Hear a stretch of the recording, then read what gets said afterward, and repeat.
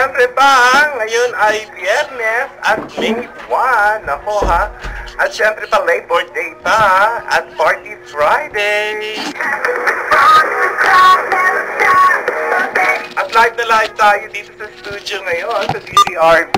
At kayo nakikinig dito sa DCRB New Talk. I can be what you want me. Tonight is the night.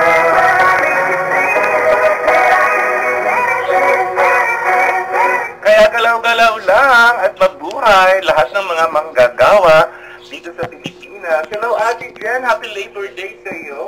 Yes, Mama Yes. Happy Labor din. Happy Labor din sa iyo. Ano ba yan?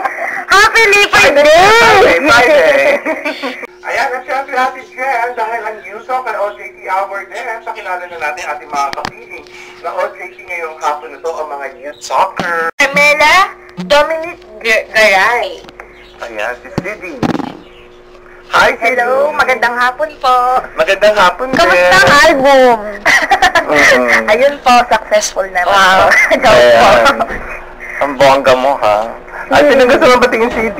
Ayun po, binabati ko po ang papa ko ngayon. Nakikinig po siya ngayon. Ayan, lapit ka sa programa. Konti. Ayan. Hi, Papa. Hello kay Father. Ano po, binabati ko rin po ang lahat ng delegates from Luzon, Visayas, and Mindanao na umattend kahapon sa aming 13th National Assembly of Church of God sa Bigger and Better 2014. Ay, 15. Joke lang. Ngayon yun. 2015. Na ginanap po dyan sa SMX Convention Center sa SM Mall of Asia. Wow, so nandun ka pala kahapon. Oo, nag-absent ka po on 2 days. Okay lang yun, di ba? Kasi importante din naman yung inatinand mo. Opo, it's our time to Born Again Pilipinas. Yes, at siyempre pa, no, yung makikonnect ka kay God, di ba? Yan yun. Oo, dapat ganun, ano, meron kang time to connect with God. Oo naman. Diba? Opo. Kahit ano pa reliyon mo, meron kang connection sa buong may kapal. Yes, Diba? correct po. Kahit pa ako bading, sabi nga ni Pope San Francis, diba? Yes. Hindi siya nag-aano ng bading, basta lumalapit sa Panginoon, diba? Di siya nag-judge. At nagdadasal sa intim, diba? Eh, we-welcome ni God yan. Naman. Ganun talaga. Amen. Amen. Ganda mo eh. Thank you po. Ayan, ang ating mga kasama ngayong hapon na to, sina Lizelle, Myra, at si Carmela Dominic. O, diba? Bakit hindi na lang hindi? Si Dominic. O, parang CD, parang kailan ang release ng CD? Kamusta ang paggawa ng CD? Ayan. Ako din yung CD. CD? Kalabang CD. Kala ko si Steady. Pagano, di ba? Si Steady, ikaw naman. Ayaw ka na naman eh. Wala na nga si Sada, di ba? Oo nga. Maraming tagabalat natin ang patatas. Okay, so umpisahan na natin dito sa YouTube. Meron tayo 3 segment. Maraming salamat, Myra. Thank you. Okay. Ayan. Next naman natin, ang new report ni Carmela dahil malapit na. Sa Sunday na ang laban ni Mayweather at ni Pacman. Kaya nako, abangan natin yan. Nako, eto na. Go!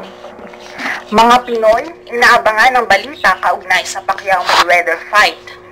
7 sa 10 Pilipino ang nag-aabang sa development ng inaabangang laban ni Sarangani Representative Manny Pacquiao at Floyd Mayweather Jr. ngayong weekend.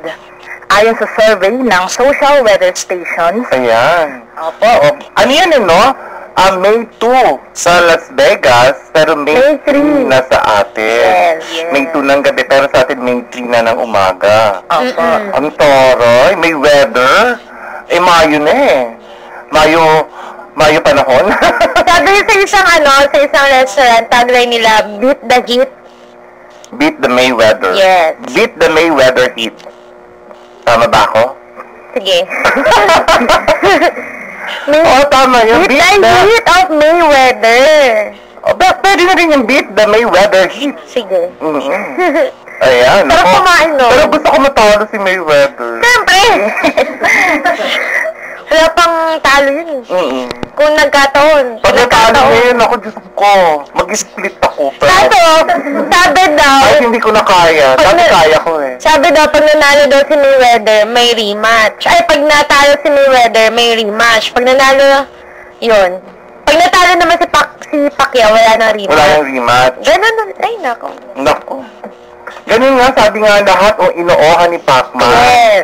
Dahil nga, dito sa Pilipinas, ganyan ang ginagawa natin. Inoohan lahat natin at ibinibigay natin lahat ng gusto ng bibitayin. Yes, tama. Actually, yun na yung sabi niya. Talay! O, sige na nga sa pagpapatuloy. Napag-alamang pangatlo ang Pacquiao Mayweather fight sa mga pinakaabangang balita sa unang quarter ngayong taon, kung saan 69% sa mga Pilipino ang nag-aabang rito. 2 araw bago ang big fight, idineklara ni Coach Freddie Roach na nasa magandang kondisyon ngayon si Manny Pacquiao bago ang laban sa linggo kay Floyd Mayweather Jr. Kasi di ba sinasabi nila, mas malaki advantage ni Mayweather kasi mas malaki, mas matangkad. O alalahanin ninyo si De La Hoya, ha? Mas malaki rin kay Pacman yun, pero pinatumba ni Pacman. Fairness. O, di ba? Saka nagdagdag timpang pa doon si Manny, di ba? Kay De La Hoya fight nila, pero knockdown.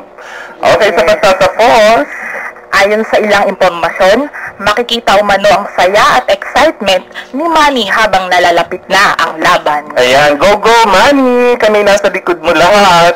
O, di ba, ikaw na lang sumalo ng suntok ni Mayweather. Doon lang kami sa likod. Doon lang kami sa likod. Ayan. Tapos, bigyan mo lang isang malakas na jab. Para tumba na. Ayan. Okay, maraming salamat. Kaabang-abang. Kay Carmela Dominic Garay. Kaabang-abang itong laban ni Pacman, ano? Natin ang You Ask Me, CD Garay.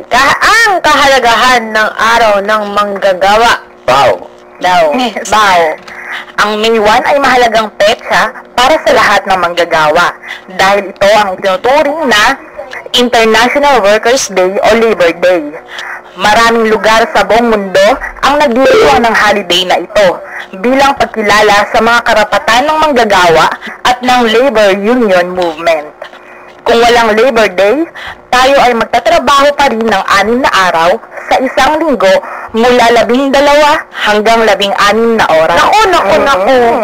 Grabe hanggang Saturday daw ang trabaho. Up to now, may mga ganun. Oo. Pero yung iba half day ng Pero Saturday. ano yun? Dapat mas malaki ang sweldo pagka weekend.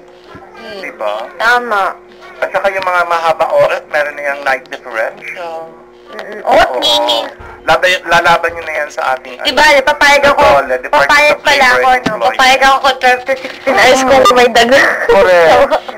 Sa pagpapatuloy, Ganun din, wala tayong karapatan, walang dagdag sa ating sahod, at wala ring minimum wage. Kung hindi yan na ipaglaban, Labor Day na yan. Sa maikling salita, lahat ng bagay na hindi natin pansin ay naging totoo o nangyari dahil sa mga sakripisyo ng mga matatapang na kalalakihan at kababaihan mahigit sa 100 taon na ang nakalipas. Ayan, yung mga ninuno pa natin yan, ha? O kayo, mga bago kayo, pag-graduate niyo, alam niyo yung karapatan ninyo pag kayo nagtrabaho, di ba? Ayan. Di ba? Maki, baka! Don't be takot! Don't be Baliktad! Let's make Di ba tama? Maki, baka! Huwag matakot! Oh, let's make baka. Don't be takot. Ayan. Maraming salamat kay CD Garay. Kay Dominic. Ayan. Ito Dominic. Lyceum of the Philippines University, Cavite.